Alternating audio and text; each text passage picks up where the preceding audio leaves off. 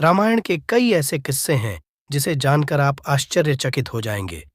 उन्हीं में से एक अनोखी कहानी आज हम आपको सुनाने जा रहे हैं। यह कहानी देवी सीता और उनके देवर लक्ष्मण से जुड़ी हुई है।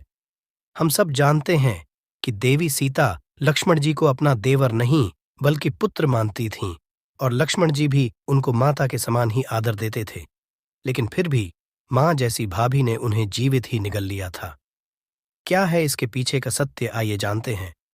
कहते हैं, वनवास जाने से पूर्व देवी सीता ने यह मन्नत मांगी थी कि यदि वह सकुशल अपने पति और देवर के साथ वापस अयोध्या लौट आएंगी तो सरयू नदी के दर्शन कर विधिपूर्वक उनकी पूजा अर्चना करेंगी।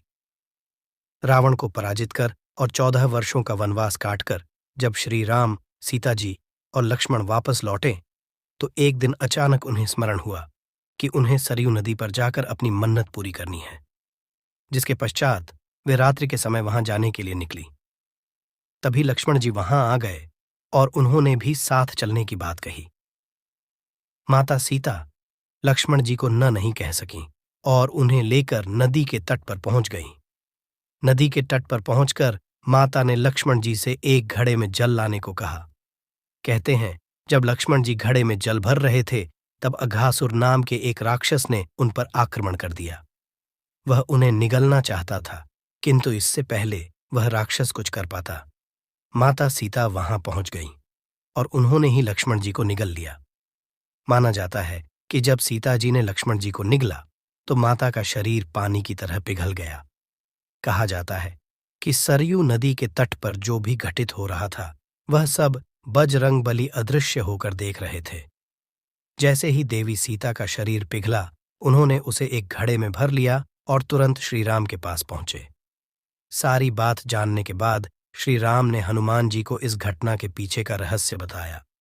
दरअसल अघासुर को शिव जी का वरदान प्राप्त था, जिसके अनुसार जब सीता जी और लक्ष्मण जी का तन एक तत्व में बदल जाएगा तब उसी तत्व से इस राक्षस का अंत होगा। श्री राम ने हनुमान जी को यह भी बताया कि वह तत्व उनके द्वारा ही अस्त्र के रूप में प्रयुक्त किया जाएगा।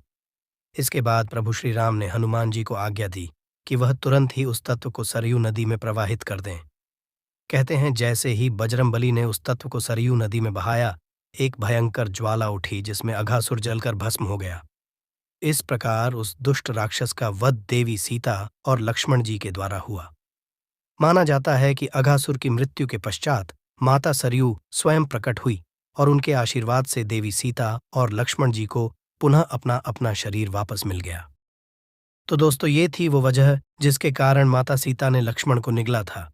रामायण के ऐसे ही रोमांचक किस्से देखने के लिए हमारे चैनल को सब्सक्राइब जरूर करें। धन्यवाद।